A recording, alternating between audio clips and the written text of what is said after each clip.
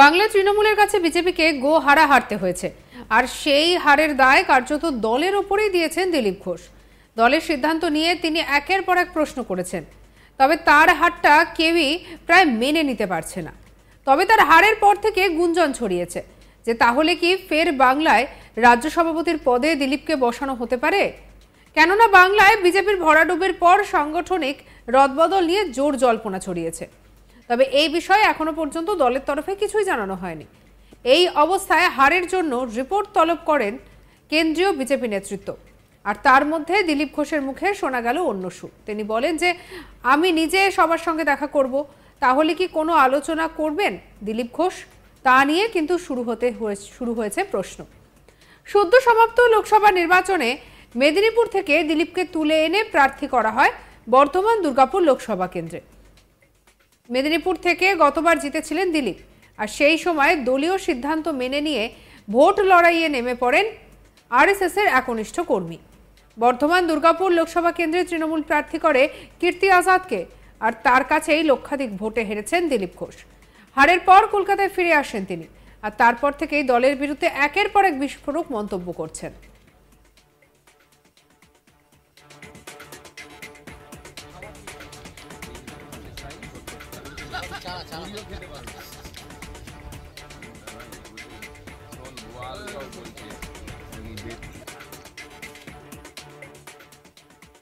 হারের পর শনিবার তাকে খোঁজ মেজাজে দেখা গেল।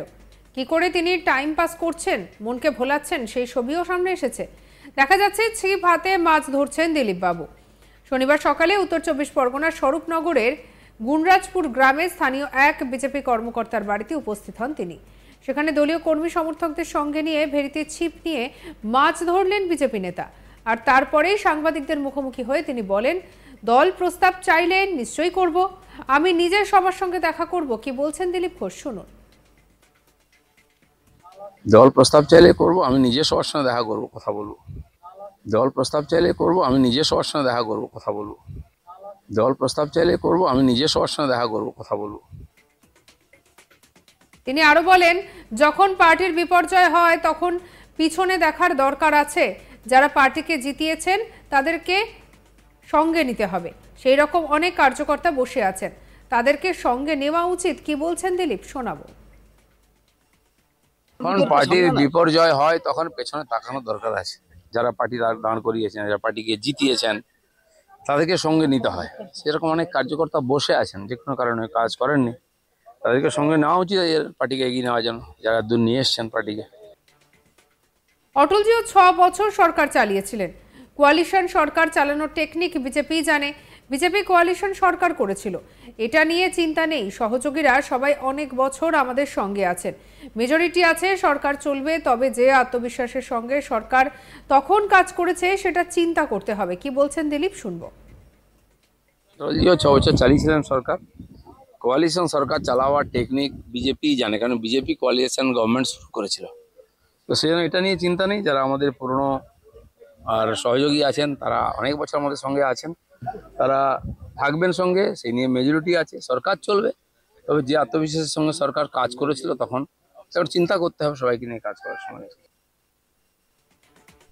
বৃহস্পতিবার তিনি বলেছিলেন যে হাতি কাদায় পড়লে ব্যাঙ লাথি মারে। হাতি তো কাদায় পড়ে গেছে। নাম না করে দিলীপ কি শুভেন্দুকেই টার্গেট করলেন? খুলে যদিও তিনি কিছু বললেন না। পাশাপাশি বলেন যে তবে মোদি শাহ জুটি আছেন, এরা পুরনো পার্টনার, এদেরকে চিনি।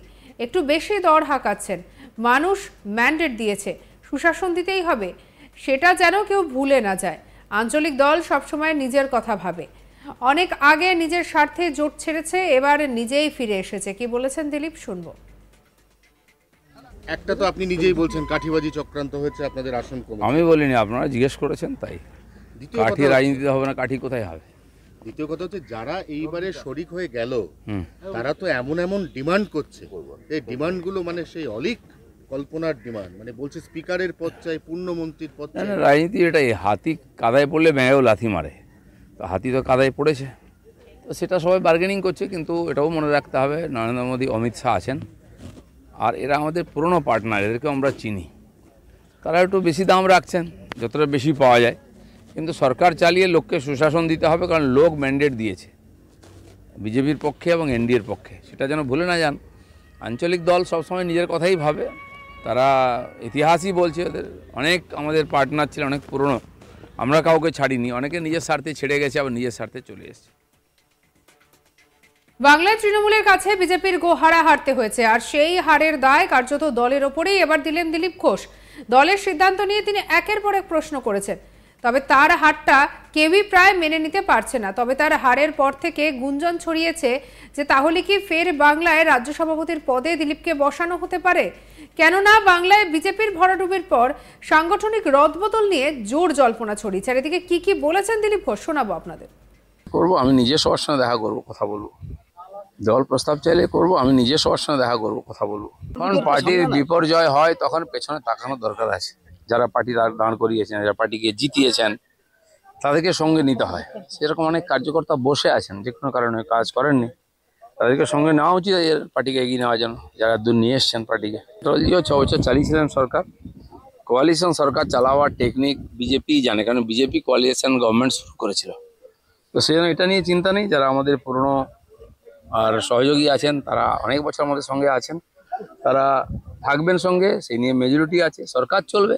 তবে যে আত্মবিশ্বাসের সঙ্গে সরকার কাজ করেছিল, তখন এবার চিন্তা করতে হবে সবাইকে নিয়ে কাজ করার সময়। বৃহস্পতিবার তিনি বলেছিলেন যে হাতি কাদায় পড়লে ব্যাঙে লাথি মারে। হাতি তো কাদায় পড়ে গেছে, নাম না করে দিলীপ কি শুভেন্দুকেই টার্গেট করলেন? খুলে যদিও তিনি কিছু বললেন না, পাশাপাশি বললেন যে তবে মোদি শাহ জুটি আছেন, এরা পুরনো পার্টনার, চিনি এদেরকে একটু বেশি দর হাঁকছেন। মানুষ ম্যান্ডেট দিয়েছে, সুশাসন দিতেই হবে, সেটা যেন কেউ ভুলে না যায়। আঞ্চলিক দল সবসময় নিজের কথা ভাবে। অনেকে আগে নিজের স্বার্থে জোট ছেড়েছে, এবার নিজেই ফিরে এসেছে। কি বলেছিলেন দিলীপ, শুনবো। একটা তো আপনি নিজেই বলছেন কাঠিবাজি চক্রান্ত হয়েছে, আপনাদের আসন কমে। আমি বলিনি, আপনারা জিজ্ঞেস করেছেন তাই। কাঠি রাজনীতি হবে না, কাঠি কোথায় হবে? দ্বিতীয় কথা হচ্ছে, যারা এইবারে শরিক হয়ে গেল তারা তো এমন এমন ডিমান্ড করছে, এই ডিমান্ডগুলো মানে সেই অলিক কল্পনার ডিমান্ড, মানে বলছে স্পিকারের পদ চাই, পূর্ণমন্ত্রীর পদ চাই। রাজনীতি এটাই, হাতি কাদায় পড়লে ব্যাঙেও লাথি মারে। তো হাতি তো কাদায় পড়েছে, তো সেটা সবাই বার্গেনিং করছে। কিন্তু এটাও মনে রাখতে হবে, নরেন্দ্র মোদী, অমিত শাহ আছেন, আর এরা আমাদের পুরনো পার্টনার, এদেরকে আমরা চিনি। তারা একটু বেশি দাম রাখছেন, যতটা বেশি পাওয়া যায়। কিন্তু সরকার চালিয়ে লোককে সুশাসন দিতে হবে, কারণ লোক ম্যান্ডেট দিয়েছে বিজেপির পক্ষে এবং এনডিএর পক্ষে, সেটা যেন ভুলে না যান। আঞ্চলিক দল সবসময় নিজের কথাই ভাবে, তারা ইতিহাসই বলছে ওদের অনেক আমাদের পার্টনার ছিল, অনেক পুরনো, আমরা কাউকে ছাড়িনি, অনেকে নিজের স্বার্থে ছেড়ে গেছে, আবার নিজের স্বার্থে চলে এসেছে।